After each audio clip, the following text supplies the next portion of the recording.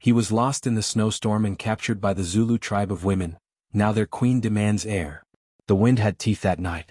It bit through wool and leather and skin, and every breath burned like he had drawn knives into his lungs. Snow came sideways in hard sheets, a white wall that erased trees, sky and trail alike. Erik hunched forward, beard stiff with ice, one gloved hand shielding his eyes, the other clenched around the axe handle strapped to his pack. He could no longer tell where the camp lay. The lantern he had carried had died an hour before, its flames smothered by the storm's weight. He walked now by guess and stubbornness, feet sinking to the calf in powder, then slipping on unseen crust or hidden roots. The forest around him was only suggestion. Dark trunks flickered in the storm's blur, here then gone. He stopped and listened. There was nothing but the roar of wind through the pines and the small frantic sound of his own breathing. No shouted voices. No distant clang of camp tools. No reassuring ring of axe against timber. "Damn it," he muttered, breath fogging and snatched away. He turned in a slow circle, trying to see some rise or gap he recognized. The storm had taken it all. He could have been anywhere. The north had swallowed him as easily as a man swallowed spit. He thought of staying put, building a lean-to, waiting for the storm to ease. But the cold pressed deeper with each passing minute. His coat was already stiff at the shoulders, damp from hours of trudging. If he stopped now, his sweat would turn to ice. Sleep would come. Then nothing. So he kept walking. He chose a direction at random, angling downward where the land seemed to fall. Water ran in the lower places. Water meant some path, some river bend he might remember. The storm screamed in his ears and his boots punched rough holes in the white. Minutes or hours passed. Time thinned out in the cold. His left boot broke through a crust and plunged into slush. He swore and yanked it free. Water seeped around his ankle, wicked up the wool.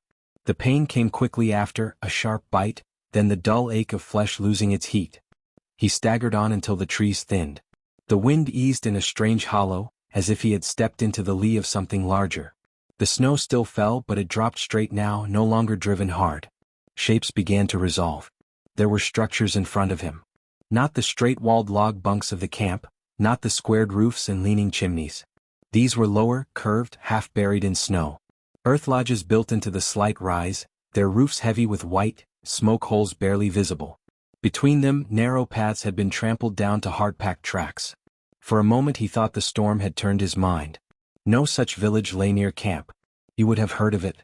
The men talked of every cabin within 50 miles. He blinked snow from his lashes and stared. Light bled around the hides that covered one low doorway. It flickered orange and steady, the breath of a fire inside. A darker form moved across that glow. Then another. Voices came. Faint at first, then clearer as he stepped forward. High, quick syllables he did not know. Women's voices. He hesitated at the edge of the trampled path. He could turn back into the storm and die with his pride. Or he could step forward into the unknown and maybe live. His father's voice rose in his memory, harsh and practical. "Cold does not care about pride, boy. Fire does." Erik moved. The first figure to see him was small and wrapped in fur from head to foot. She stopped mid-step, a bundle of split wood in her arms. Her eyes widened above the scarf covering her face. Dark eyes, sharp even in the storm light. They held each other's gaze for a few seconds. Then she shouted, a single word that cracked across the village like a snapped branch. The hide flaps lifted on several lodges. More figures emerged. All women.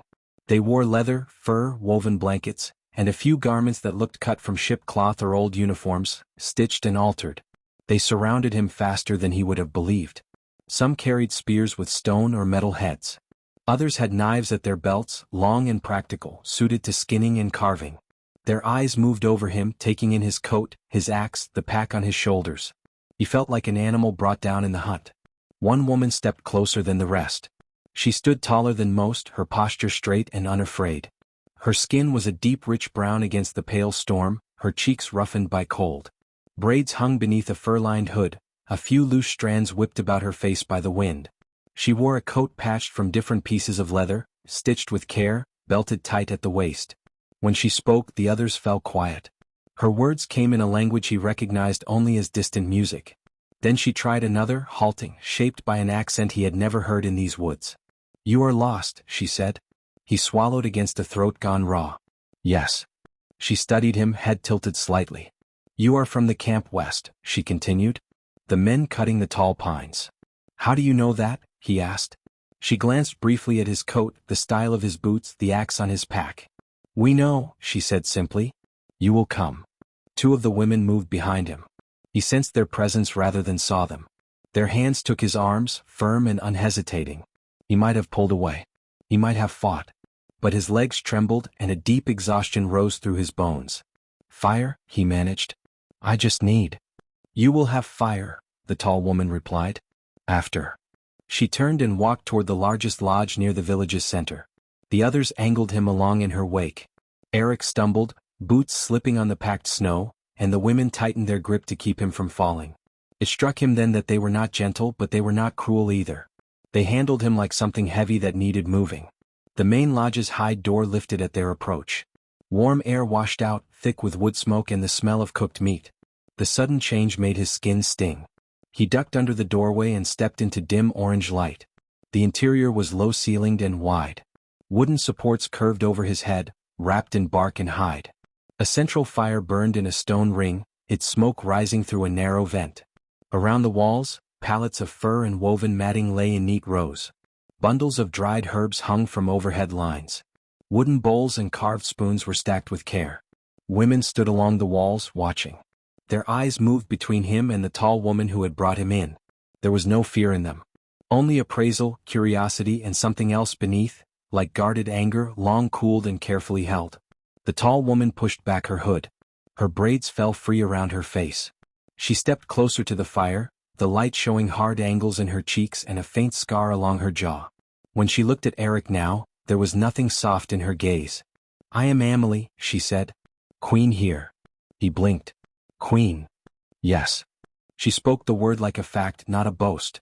One of the older women near the fire snorted, amused or skeptical. Emily ignored her. "You are Erik," she said. His stomach tightened. "How do you know my name?" "We have watched your camp," she answered.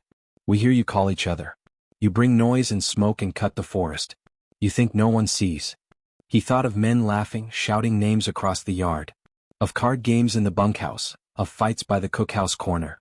Of himself, called to and cursed at, his name thrown around like any tool. "What do you want with me?" he asked. A murmur rose around the lodge. Amelie lifted a hand and the sound cut off. "You came into our village," she said. "You walked through storm and snow. You did not mean to come. But you are here. In our law that is a kind of asking."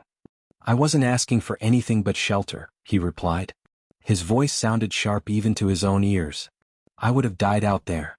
"Yes," she agreed. "You would have died. Or the forest would have taken you slowly." She paused, watching him as if weighing his bones. "We lost many to the forest before we learned it." "Where are your men?" he asked quietly.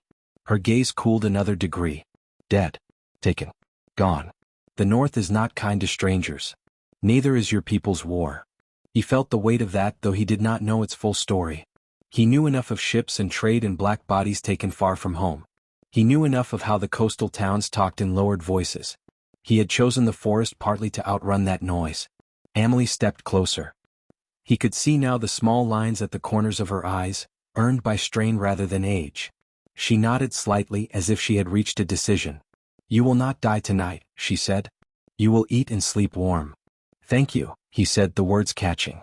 "But you will not leave," she added. Cold spread through him again, a different kind. "What?" She did not raise her voice. "We are many women and few children. Some are too old to bear more. Some are too worn. We have seen seasons of hunger. We cannot fade into this snow. We will not." Her gaze did not waver. "You can help. You will help. Our line must continue. A queen must have an heir." The meaning struck him like a fist. He glanced around the lodge, looking for some sign of jest. The watching faces were unreadable. Some held a grim sort of agreement. Others looked away, eyes shadowed by their own losses. "I'm not a stud animal," he said, anger pushing through his fatigue. "I'm a man. You can't just decide." "We do not ask your camp," Amelie cut in. "They would bring more men with guns and chains. They would take what they want and leave us with less." Her jaw tightened. "You walked here alone. You brought yourself into our law. We answer to survival, not comfort." One of the younger women spoke up, her voice low. "Amelie, he is only one man. He can still refuse." Amelie looked at her briefly. "And what then, Thabisa? He goes back and tells his men of our village? Of women alone?" She shook her head. We cannot risk that. Erik's heart thudded in his chest. He thought of the camp again. Of rough jokes men told when they thought no one sober listened. Of what would happen if word of a hidden village of women reached them. He understood her fear even as he hated his part in it. You could move, he said. Go farther north. Or south. Somewhere else. We have already been taken from somewhere else, Amelie replied. We were torn from heat and red earth and brought to cold water and strange tongues. We broke from the ship. We walked through forests that did not know our names. This place we made. We will not run again. The room was very quiet now, only the fire's crackle filling the gaps between their words. What happens if I refuse? Erik asked. Amelie did not flinch. You stay. You work. You are watched always. You never leave. You never speak of us to your camp. You live here as a guarded man, cutting our wood, carrying our loads, until the cold or the years take you. And if I agree? His voice dropped to a dry whisper. Then you live here still, she said. But not as a prisoner. As one of us. You share your strength. You share your knowledge of this land. You share your body with those who choose you. You stand beside our queen. Her chin lifted slightly. You stand beside me. He looked at her and saw not a captor born of cruelty, but a woman backed against the cliff edge of history. Every choice she offered him was built on scarcity and fear. You speak of choice, he said. But both your paths keep me here. Yes, she answered. Because only one path keeps us alive. He realized then that his life, which had always felt his own, had become a bargaining chip in a struggle older than this forest. Snow hissed softly against the lodge roof. His wet boot throbbed with cold, a steady reminder of the world outside. I need food, he said at last. I need to get warm. I need time to think. You speak of years like they are a log you can measure with your hand. Amelie studied him for a long moment. You will eat, she said. You will sleep by the wall. You will not leave this lodge tonight. Two will watch you. She glanced to the side. Thabisa. Lindau. You will sit with him. The two women stepped forward without complaint. Tomorrow, Amelie continued, you will see our days. You will see our work. Then you will speak again. She looked at him, the firelight sharpening her gaze. But understand this, Erik of the camp.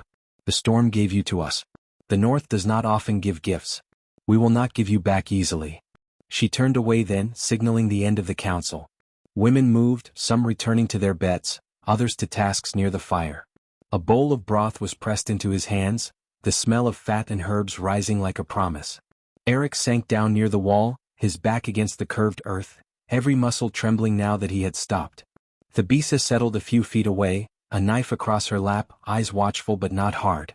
Lindau crouched nearer the door, her silhouette framed by the occasional gust of colder air. He raised the bowl and drank. Heat spread from his throat to his chest, then outward. His fingers tingled as blood returned. The noise of the storm outside dulled to a low murmur. He stared into the fire and tried to imagine a path back to the camp, to the life he had known. Each time he traced the steps in his mind, they ended at the lodge doorway, blocked by Amelie's steady gaze. You do not speak much, Thabisa said quietly. He looked up. Her face was younger than Amelie's, but her eyes held their own history. A faint burn scar crept from beneath her collar along her neck. There hasn't been much room to, he answered. She nodded, accepting that. You think Amelie is cruel? I think she is uncompromising, he said carefully. Thabisa's mouth twitched. She learned uncompromising from the men who thought they owned us, she said. And from the ice that tried to finish what they started. She leaned her head back against the wall, eyes joining his on the fire. You will see, she murmured. The North does not bend. Neither do we. Somewhere between those, you must decide who you are. The flames shifted, throwing shadows against the curved walls. Erik's eyelids grew heavy despite his racing thoughts. The storm had drained him more than he knew. His body, given warmth and food at last, began to demand its due. He rested the empty bowl beside him and folded his arms across his chest. He told himself he would only close his eyes for a moment. Sleep took him anyway, in the heart of a village no man from his camp knew existed, under the rule of a queen who saw in him not a stranger, but a possible future pressed hard against the glass of extinction. He woke to the sound of women arguing in low, clipped tones. For a few seconds he didn't remember where he was. He thought he was in the bunkhouse, hearing men squabble over blankets or cards. The air was warm, the light soft. Then the smells returned fully. Wood smoke, dried herbs, leather. The sound of a baby fussing somewhere to his left. He opened his eyes. The lodge interior glowed with morning fire. Light filtered through the smoke hole, tinted by cloud and snow outside. Women moved with practiced efficiency, rolling bedding, tending the pot at the fire, checking bundles hung from the rafters. Lindau still sat near the door, though her head bobbed with sleep. Thabisa was already up, speaking with Amelie near the far wall. They were the ones arguing. Amelie's arms were crossed over her chest, her expression set, jaw flexing. Thabisa's hands moved as she spoke, quick and sharp. Erik heard only fragments of the words he didn't know, but tone needed no translation. Thabisa was pressing something hard. Amelie did not like it. Their voices dropped when they noticed him watching. Amelie broke away first. She crossed the lodge with controlled steps and stopped a few feet from him. His legs were stiff as he pushed himself upright. His wet boot had dried by the fire but left his sock stiff and crusted. His toes ached with a deep, purple-edged pain. "You slept," Amelie said. He rubbed his eyes. "Did I have a choice?" "You could have fought it," she replied mildly. "Men from the camp always think they must fight something. He didn't rise to that." The baby fussed again. One of the older women picked it up, humming under her breath. The sound wove thinly through the lodge like smoke. Amelie studied him for a moment. "You will see our work today," she said. "You will see that we carry our own weight.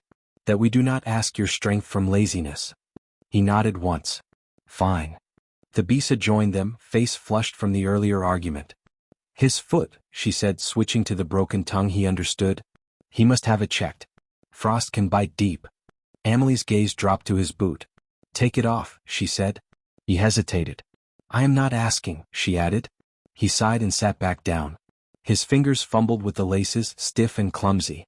Thabisa knelt beside him and batted his hands away, finishing the task in quick jerks. She peeled the boot off carefully. The sock clung to his skin, frozen to small patches. When she pulled that free, he sucked a breath through his teeth. His toes were white at the tips, mottled with angry red below. The nail of his smallest toe looked chalky, almost loose. Thabisa prodded gently. Fire shot up his leg. "Good," she said. He glared. "It doesn't feel good." "It feels," she countered. "Feeling means there is still life." She called something over her shoulder. A woman with streaks of gray at her temples came forward. She carried a small woven pouch and a carved wooden bowl. Kneeling, she splashed warm water over his foot, then dabbed it with cloth. She spoke to him in her language, voice soft, hands firm. He didn't know the words, but the tone was the same he had heard from camp medics pushing broken bones back into place. When she rubbed a paste of something pungent over his toes, he nearly kicked. Heat flared, sharper than the cold had been. He clenched his jaw until it eased to a manageable burn. "She says you are lucky," Thabisa translated. "You are too stubborn to lose a foot so easily." He managed a rough laugh. "Stubbornness is what got me here." "Then perhaps stubbornness will keep you," Thabisa said. Amelie watched them a moment longer, then nodded. "Wrap his foot," she told the older woman. "He can walk." "He must." They bandaged his toes with clean cloth, then pulled a dry sock over. His boot went back on looser this time. When he stood, his balance was off, but the pain made him feel more awake. Amelie gestured to the door. "Come." He ducked through the hide flap and stepped into the day. The storm had spent most of its rage in the night. Snow still fell, but lightly now, in soft drifting flakes. The village appeared sharper than before.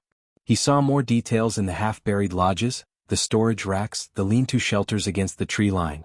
Smoke rose from several vents, curling into the gray sky. Women were already working. Two chopped wood at a stump near the edge of the clearing, their axes rising and falling with practiced rhythm. Others hauled water from a hole cut in the frozen stream, sloshing buckets balanced on poles across their shoulders. A group further out moved through the trees, checking lines strung between trunks, snares he guessed. He realized something else then. Their clothing, though patched and mixed, was arranged with intention. Some wore beadwork around their wrists or throats, small shells or carved bone threaded among the beads. Others had cloth strips binding their braids, dyed with what looked like berry juice. These were not random survivors. They were a people who had carried what pieces of themselves they could and woven them into this cold place. Amelie walked with easy ownership through it all. Heads turned toward her, but no one cringed. They glanced, then returned to their tasks. Respect, not fear. "You think we wait in the lodge while the storm howls?" she said, as if reading his thoughts. "Hide like rabbits? We do not. The forest does not pause because we are tired." I never said you were weak, he answered. You did not need to say it. Her eyes flicked toward him. Men like yours build camps as if they are fortresses. They think wild places belong to them because they are loud. He thought of the camp's mess hall, the roaring laughter after a long day. Of the way they cut clearings and left stumps like grave markers. Of the songs sung off-key to drown out the dark. Sometimes loud is the only way a man knows he's alive, he said quietly. She made a small, non-committal sound. They stopped near the wood chopping. One of the women there wiped her forehead with the back of her wrist and nodded at Amelie. She looked to Erik with frank curiosity. Her arms were roped with muscle, her hands calloused around the axe handle. He will help you, Amelie said. His back is broad. His pride is heavier. Let him carry both. The woman grinned. I am Zaniel, she told him. You chop as well as you walk in storms? Better, I hope, he replied. She stepped aside and handed him her axe. The weight felt familiar in his hands. He set a round of split logs upright and planted his feet in the packed snow. His bandaged toes complained but held. He brought the axe down in a clean arc. It bit through the wood with a satisfying crack, the two halves spraying snow. Zaniel gave an approving chuckle. At least we do not need to teach you that. He fell into the motion, the old rhythm of the camp yard. Lift, arc, split. The air was colder here than by the lodge fire, but his muscles warmed quickly. He rolled his shoulders, testing the soreness from the night's ordeal. Sweat prickled under his collar. While he worked, Amelie moved on, checking snares and speaking with those at the stream. Thabisa joined a group sorting dried roots, glancing up every so often to make sure he had not limped off into the trees. He almost snorted at that. There was nowhere to go that did not lead to more snow and his own poor sense of direction. After a time his breathing grew heavier. The pain in his foot sharpened when he shifted his weight wrong. Still he kept going. Pride, stubbornness, survival.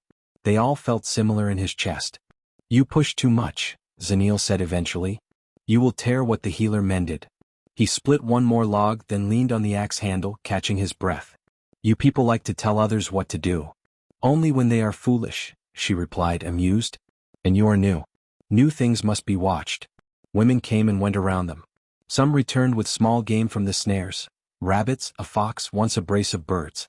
Others brought bundles of kindling, armfuls of bark and branches. Children appeared too, two of them at least.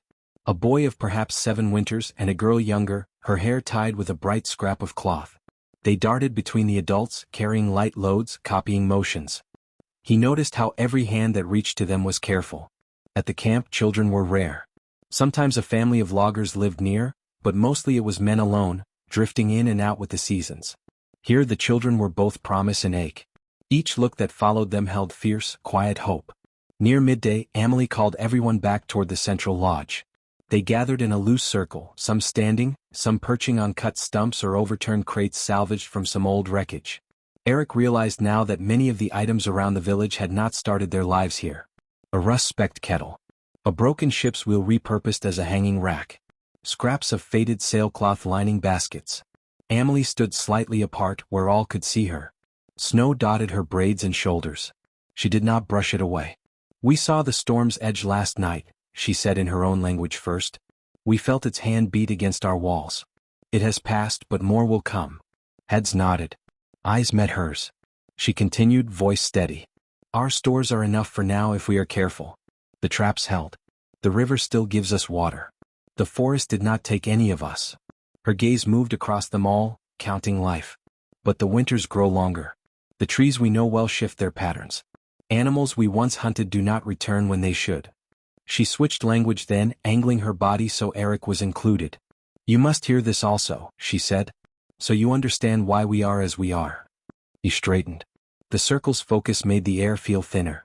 When we were taken from our land, she said, we were told we would be servants in houses.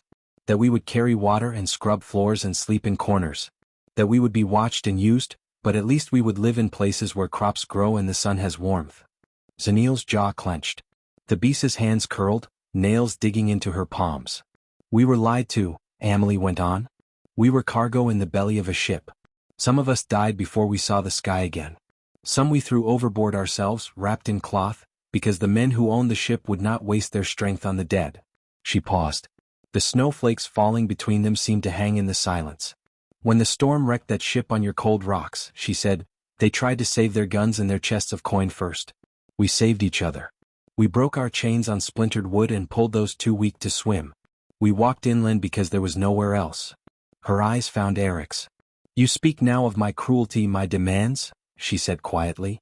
But every step we take here is over, Ghost. We built this place with hands that had once been bound. We will not let it be taken easily. I understand, he said. Do you? Emily asked. He thought of her words. Of long holds and ships. Of chains and storms. Of men choosing coin over lives. Not fully, he admitted. I wasn't there. I didn't do those things. No, she agreed. You did not. But you are still part of the world that did. You benefit from trees cut and roads laid and ports grown fat. You walk in it like a fish swims in water. You call it normal. He shifted, the weight of that pressing against his ribs. I came north to cut trees, not people, he said. I came to be far from those ports. And yet the world you fled still lives in you, she replied. You walk with the camp smell in your clothes. One of the older women spoke up then, her voice dry but not unkind. Emily, do not break the boy before we see if he can bend. Soft laughter rippled through the circle. The tension eased slightly. Emily's mouth quirked at the corner. I do not wish to break him, she said. A broken man is no use to anyone. But he must stand where we stand, even if for a moment. She turned back to Erik. You have seen some of our mourning, she said. You have lifted our axes. You have watched our children run. You have heard our story in part. Her eyes narrowed slightly. Now I ask again, and I will not ask many times. Will you live with us as more than a prisoner? Will you share our future not just in work, but in blood? Every face in the circle turned to him. He felt the weight of their attention like extra snowfall on his shoulders. His heart beat loud in his ears. Part of him wanted to spit back an answer, something sharp that would crack this moment open and let him escape through anger. Another part, quieter, remembered the camp's laughter. Remembered how men spoke of women like they were conveniences or curses. Remembered nights he had lain awake, listening to the wind rattle bunkhouse shutters, wondering if his life would ever be more than swinging steel at wood until his back broke. Here their expectation was fierce. Their need was honest. They made no pretense of romance or gentleness. They spoke of survival like honest merchants at a rough table. He looked at the children again. The boy was watching him with wide eyes. The little girl had her thumb jammed in her mouth, her other hand clutching a rag doll made from cloth and bark. Both carried the face of someone who knew hunger too well. If I say yes, he said slowly, what does that really mean day to day? You speak of heirs and blood like it's a job on a list. People aren't cows. Murmurs stirred. Thabisa shifted as if she had expected that question. Emily lifted a hand and the murmurs fell away. It means this, she said. You work as we work. You hunt as we hunt when your foot mends. You do not command. You are no master here. You are a man among women who have learned not to bow. You sleep in our lodges, share our food, care for our children as if they were your own, whether their skin matches yours or not. Her voice did not rise, but it deepened. And when a woman chooses you, she said, when she stands before me and says she will bear your child because she believes it will strengthen our future, you do not turn her away from cowardice or scorn. You accept that bond. You honor it even if your heart is tangled elsewhere. Heat crawled up his neck. You mean I would belong to whichever woman speaks first? He asked. The older woman who had joked earlier chuckled. You men always think belonging is a chain, she said. Sometimes it is a rope thrown to save you. Thabisa met his gaze across the circle. There was no mockery in her eyes. Only a kind of steady challenge. You would not be a stud, she said. You would be a father. That is a harder thing. He swallowed. And if no woman chooses me? He asked. Emily's mouth softened just a fraction. Then you still work, still eat, still live, she said. We will not force what the heart or the body refuses. But if none chooses you after a year, you go back to your camp. Blindfolded, led far so you cannot return with men. Our secret remains ours. The thought of returning to the camp stirred a knot of unexpected feelings in him. Relief, shame, strange disappointment. A year here, then back to old jokes and familiar axes. But he pictured also the men hearing his story. What they would twist it into. What they might do with that knowledge. He looked around the circle again. These women had dug in against the cold with bare hands and stubborn wills. They had made something here that answered to no one but themselves. They were asking him to join that, not as a ruler but as one more shoulder under the load. He felt the shape of his life at the camp. It was a narrow path. Work, drink, sleep. Maybe someday a small house in a town that reeked of fish and coal. A wife chosen from whoever remained, if any remained. Children pulled into the same grind. Here the path was no less hard. In some ways it was harsher. But it felt sharper. More deliberate. Less like drifting with the current. His bandaged foot throbbed in time with his heartbeat. I don't know your ways, he said at last. I'll make mistakes. I'll say the wrong thing, do the wrong thing. I'll stumble over your words and your rules. Amelie inclined her head slightly. We expect that, she said. We stumbled also when we came here. The forest taught us, sometimes with blood. He took a slow breath. The air tasted of snow and smoke and something else, possibility perhaps. I will stay, he said. The words left his mouth more easily than he'd expected. Not as a prisoner. Not if you'll have me as something more than that. Zaniel let out a sharp whoop. The little girl clapped her small hands, not fully understanding but delighted by the sound. Thabisa's shoulders relaxed as if some tight string had been cut. Amelie simply watched him, eyes searching. You will stay, she repeated. And you will walk our days. And we will see who you become when the North has finished carving you. She stepped closer until only an arm's length separated them. We will not call you Heir Maker Erik, she said. Not today. That word is too heavy. For now you are only this, our guest who has chosen not to flee when the door is open. That already makes you different from many men we have known. He felt something loosen in his chest then. Not relief exactly. More like the moment a tree finally falls after long chopping, the creak and crack of inevitability giving way to motion. Amelie's gaze held his for one more heartbeat. Tonight, she said, you will sit at my fire. The words were simple.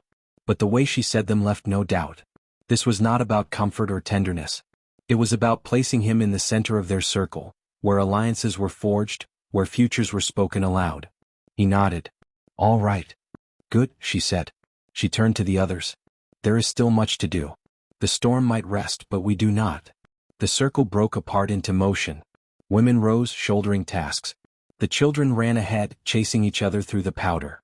Zaniel clapped him on the back hard enough to jolt his teeth. Come, she said. If you stay, we must make sure you do not fall apart in the first week. We have more wood to split before the sun gives up. He followed her, limping slightly, feeling the eyes of the village on his back. Some held wariness, some cautious welcome, some curiosity edged with something like hunger. Over all of it hovered Amelie's decision, as sharp and real as the axe in his hand. He had chosen, he realized. But the North and these women would still decide what that choice truly meant. If you enjoyed, please subscribe and comment what country you're watching from. See you in the next one.